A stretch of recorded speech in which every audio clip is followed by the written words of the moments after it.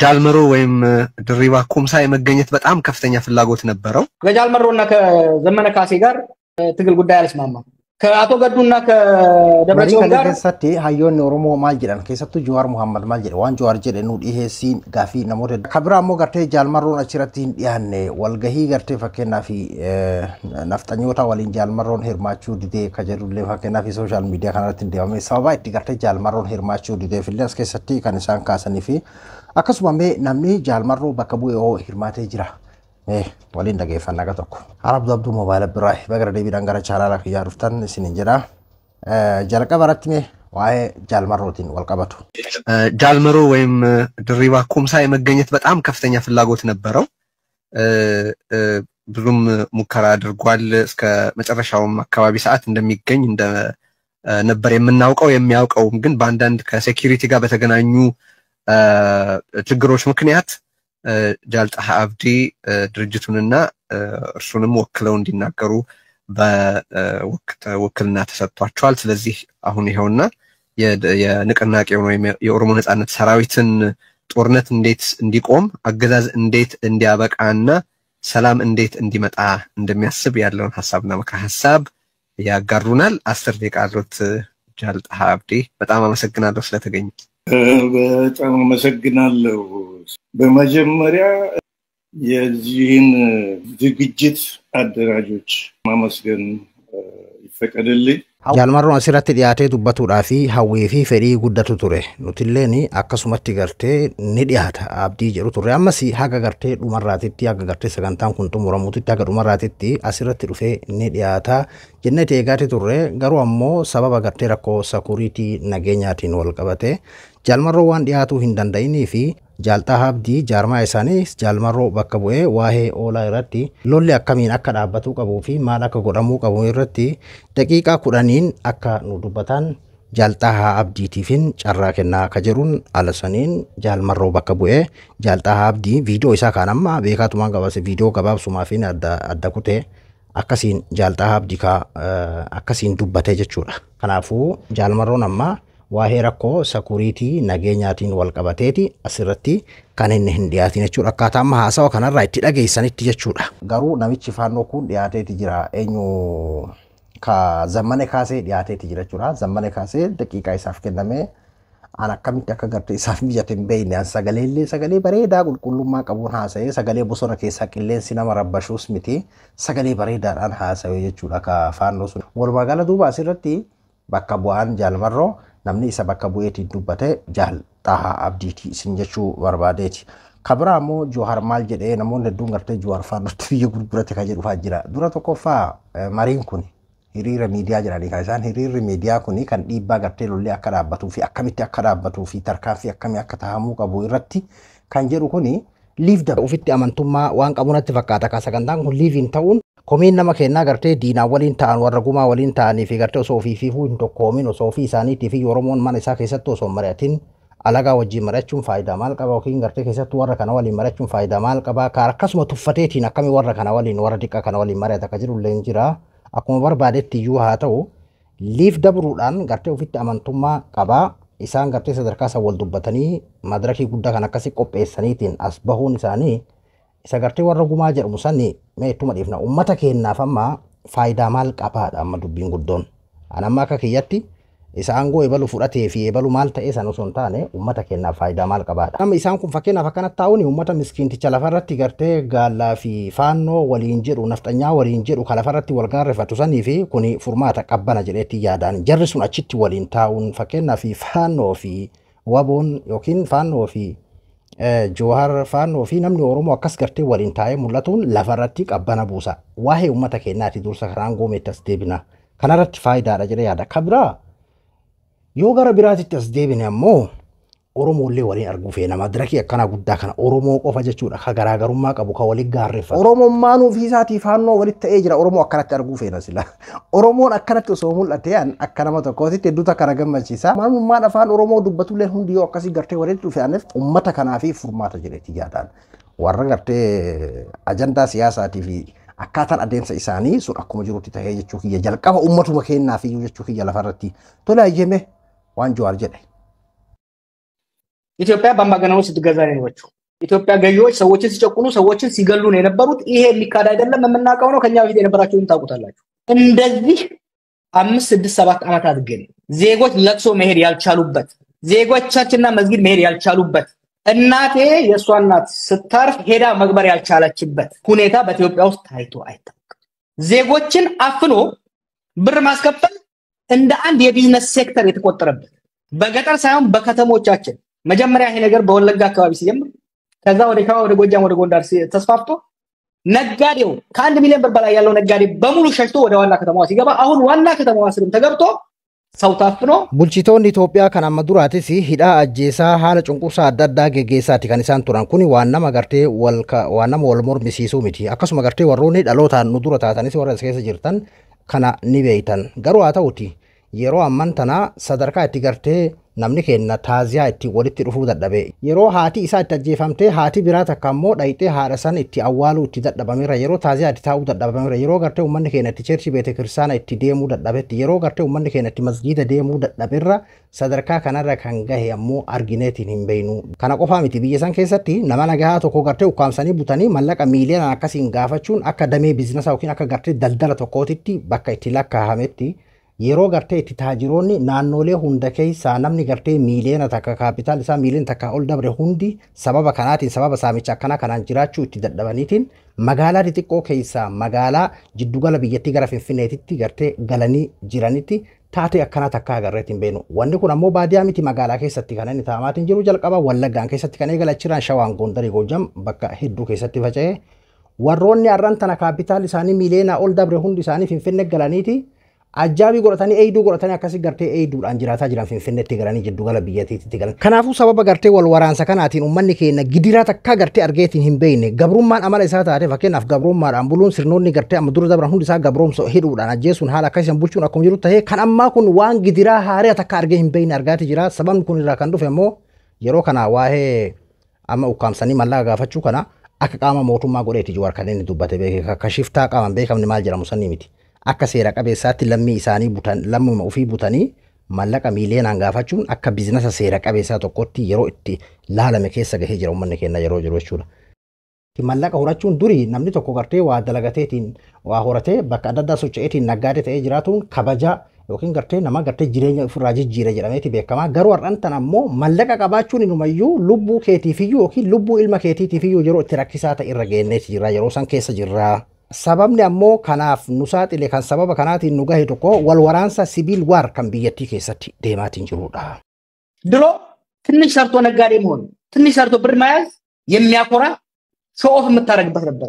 ዛሬ ግን ሰርቶ ትንሽ የያዘ ሰው የሚፈራበት የሚደበቅበት ሀብት ማፍራት ጠላት ጠንቅ የሆነበት ሻሸመኔ ላይ የሆነ ያለውን ጎንደር ላይ የሆነ ያለውን ነገር ጥሮ ላይ የሆነ ያለውን ነገር መረዳት አስፈላጊ ነው። የዚህ ኮመን ኮዝ የእርስ በርስ ጦርነት ሲቪል ዋር ነው። ይሄ ሲቪል ዋር ይሄ የእርስ በርስ ጦርነት የእርስ በርስ ጦርነት ሀገራችን ውስጥ ምንም ማንደባበቀው ነገር አለ። ከዚህ የብሔር ሽኩቻ ነበር፣ የሃይማኖት ኮምፕሌንት ነበር። እንደዚህ ዘመን ግን ማህበራዊ ሃይማኖታዊ ከቀን ወደ ቀን እየተመናመኑ እየተሸራረፉ እየወደሙ ያለበት ሁኔታ ውስጥ ገብተናል። ጦርነትን ማስቆምና ሰላም ማምጣት ለኢትዮጵያ ከማንኛውም አጀንዳ ቀድሞ ቅድሚያ ሊሰጠው የሚገባ ጉዳይ ነው። ይሄን ለማድረግ በሶስት ደረጃ መሄድ አለብን ብዬ አስባለሁ። የመጀመሪያው አሁን በኦሮሚያና በአማራ በቤኒሻንጉል የተካሄዱ ያሉ ጦርነቶች በአስቸኳይ እንዲቆሙ ቆመው ግን አሁን ሊፈነዱ በቋፍ የደረሰው የትግራይ ግጭት እንዳይፈነዳ መረባረብ ከኤርትራ ጋር የተገባው ፍጥጫ ወደ ጦርነት እንዳይሄድ የሀገራችን ዜጎችና በኢትዮጵያ ጉዳይ ይመለከተኛል ስቴክሆልደር የሚል ማንኛውም ዓለም አቀፍ ማህበረሰብ ሊረባረብበት የሚገባ ጉዳይ እንደሆነ አበከሬ መናገር ፈልጋለሁ። ወልወራንሰ ብየ ኬኛ keessatti deemaa jiru kan sadarkaa hamaa kanarraan nu gahe yeroo waa'ee walitti bu'iinsa walwaraansa gartee biyya keenya sanii dubbannu kaleessa rakkoon hin jiru jechuu miti. Kaleessa wal dhiibbaan garaagarummaa gartee sabaa irratti dhiibbatu ture, amantii irratti dhiibbatu ture jechuun fakkeenyaaf handa hayimaanota handa hagar waan jedhamu faatu jiraami. Sanis jaraaf keessatti qusaati kun jira. Fakkeenyaaf sabni komiin sabaa jira, waa'ee amantii irratti dhiibbaan jira. Garuu kan akka yeroo har'aan tana sadarkaa biyyaatitti jiruu fi jireenya haala jiruu fi jireenya hawaasummaa akka sadarkaa gartee biyyaatitti biyyattiyyuu diigestee tayyuu ka gartee dhabamsiisuu irra gahee kan akkana takka taa'amee hin beekudha. Kanaafuu gartee lolli kun jalqaba irratti kan dhaabbatu qabu kanaadha. Hatattamatti wanni gartee lola kana dhaabuu dursu tokkolleen hin jiru waan ta'eef dursa wama hunda durayyuu dursa lolli kun dhaabbatu qabaadha. Lolli kun adeemsa karaa sadiitiin kan godhamu qabu akka yaada kiyyaatitti karaa jalqabaa Oromiyaa, Amaaraa fi akkasuma Beenishaangul keessatti wal waraansi deemaatiin jiru kun dhaabbachuudha. Dhaabbatee amma immoo haaratti ka'uudhaaf deema jedhameetiin kan gartee sodaatamaatiin jiru ka Tigraay ammoo akka haaratti hin dhoonee fi kanallee gartee irratti hojjetudha. Kabira walitti gaarreeffannaa Eertiraa waliin jiru akka gartee gara wal waraansaatitti hin deemne kanallee irratti hojjetudha. Kanarratti lammiileen biyya sanii namni gartee biyyi sun tiyya biyya sun gartee dhimmi biyya sanii ilaalata jiruu fi dhaabbileen mirga dhala namaatiif falman kamiyyuu kan addunyaa kanarra jiran kan dhimmi biyya sanii nagalcha jedhaniitti yaadan hundi isaanii kanarratti akka hojjetaniin gadi fageenyaanin yaamicha godhaafi. ማምጣት ስንረባረብ ሀገራችንን ለመታደግ ህዝባችንን ለመታደግ ስንረባረብ ጊዜያዊ መሆን የለበትም። ታክቲካል አላያንስ ሀገራችን ወደዚህ አይነት አስከፊ አደጋ እንዳትገባ ከዚህ በፊት ሲከመሩና ሲደባለሉ የመጡ ችግሮች እንዲፈቱ ከእንግዲህ በኋላ የሚመጣው ችግር በችግር በቋፍ ላይ እንዳለ ይታየኛል። ከዚህ በኋላ የሚመጣው ችግር እንዳይጨናገፍ ይህ ስንል የፖለቲካ ልዩነት ያለን ሰዎች መነጋገር አስፈላጊ ነው። ከጃል መሮና ከዘመነ ካሴ ጋር በትግል ጉዳይ አልስማማም። ከአቶ ገዱና ከደብረጽዮን ጋር ከዚህ በፊት የኢህአዴግ አካል በነበሩበት ወቅት እኔ እዚህ ቆሜ እነሱ እዛ ቆመው ስንተካተክ ነበር። ከልደቱ ጋር ከቴድሮስ ጋር በፌደራል ጉዳይ አልስማማም። ሀገራችንን ሰላም ማስፈንና ጦርነትን ማስቆምን አስፈላጊና ግዴታ መሆኑ ስለሚታይ እነዚህ ልዩነቶቻችን በምንም መልኩ ሊያግዱን የሚገቡ አይደሉም። ሁለተኛው ነጥብ የሰላም ትብብር ስንል የተቃዋሚ ኃይል ብቻ ሳይሆን ከስርዓት ውስጥም ጦርነት ያንገሸገሻቸው የሀገር መፍረስ የተቋም መዳከም ያንገሸገሻቸው ብዙ ዜጎች ስላሉ ዋሰዲ ካሲ አስረቲ ጀዋር ዱረ ቶኮፋ ዋሄ መሪ ኬና ኩኒ ገርቴ ዋን ጊዛዊ ጉያ መታከ ወሊት ሆይ ሆይ ጀነት ሂን ዱፍኔ ገርቴ አዳም ፈጫዱ ወኪረሞ አሲትራ ዳምኖ ሶ ሂንታይኒ ዳበታ ተው ቀባ አናመት አካ ከየቲ ከናት ሙላቻት እንጅሩ የሮን ጨውም ሰብራ ከን ኢትአኑ ከከላይዳን ከናት ሙላቻት እንጅሩ kanaafuu gartee waa'ee biyya keenyaa irratti akkamiin akka lolli kun dhaabbatuu fi lolli kun dhaabbatee ammoo akkamiin biyya teenya ijaaranna rakkoon kaleessa akka nutti hin deebine ce'umsi biraa ka dhufu gartee akka hin gufanne irratti akkamiin irratti gartee waliin deemuu qabna ka jedhu irratti hojjetuu qabna. Isa kanaaf ammoo dursa warri gartee garaagarummaa ilaalchaa qabnu warri gartee garaagarummaa yaadaa qabnu jalqaba walitti dhufnee waliin mari'achuudha qabna. Fakkeenyaaf ani warra as keessa jiru kanaan garaagarummaa yaadaa qabna. Fakkeenyaaf jaalmarroo fi zamadeedha maqaan isaa eenyu sila namicha kan afaanii nabada maqaan isaan namicha faandoo kanaa fi gartee kan oolaa kanaa wajjin garaagarummaa yaadaa qabna. Akkasuma aluulaa fi dabratsiyooniin kaleessa isaan achi as darbataa isaan achi as falmaan ammoo gamana achi falmaa ture kaleessa wal falmaa ture TPLF fi qeerroodha garaagarummaa qabna. Akkasuma gadduu fi lidatu wajjin garaagarummaa yaadaa qabna. Hundi keenya garaagarummaa yaadaa qabna. Garaagarummaa yaadaa qabnu kan ammoo walitti dhufnee waliin mari'atuudhaan waliin dubbatuudhaan akkaataa bartee biyyi teenya itti nagaa taatu inumayyuu dursa kan waliin mari'atuu qabu warra garaagarummaa yaadaa qabu kanaadha. Akkamiin akka fuula duratti deemuu qabnu. Amman tana lolli dhaabbatee akkamiin akka nageenyi bu'uu danda'uu fi ce'umsi biraa kan dhufu ammoo akka hin gufanne, ce'umsi biraa kan dhufu akka kaleessa akka hin xalafamneef, ce'umsi biraa kan dhufu akka gartee kararraa hin maynee fi deebinee ammallee wal waraansa biroo keessa akka hin seennee fi biyyi teenya ammas dhaalmaa biraa kan wal loliinsa biraa akka hin dhaalle godhuudhaa fi waliin dhufnee waliin mari'atuu qabna. Garaagarummaa yaadaa qabnu kanarraa nu dhiibuu hin qabu, kanarraa nu gaadii hin qabu. Mari'annee fuula duraaf biyyi teenya akka rakkoon kaleessa nutti hin deebinee fi akka rakkoo gartee kaleessa keessa dabarsan keessa akka hin seennetti biyya keenya akkamitti akka nagaa taatu irratti akkamitti akka ijaaramu irratti mari'achuudhaa fi kan nu daangessu hin jirudha. Dhimmi biraa ammoo tokko ijooni yeroo waa'ee kanaa irratti mari'annu biyya san keessa sirna san keessa taa'ee mootummaa san keessa taa'ee kan ammatti lolli nagahee jira wal waraansi nu gaheeti jira jedhameetiin gartee lubbuu as nu gahee ganaa nuti ajjeesuu fi du'ullee hin feenu jedhanii waan kana gartee mormaatiin jira sirna san keessa ka jiranillee hedduminaan kuma hedduun jiru waan ta'eef isaanillee jumlaadhaan akkasirratti duuloo osoo hin tahin isaanis of keessatti hammannee isaanii waliin akkasitti gartee kan xiinxala keessa galchineetiin tarkaanfachuu qabnu ka jedhudha. እነሱም ባላገለለ በጅምላ በማያጠቃ ለሁሉም በር በከፈተ መልኩ መረባረብ ያስፈልጋል።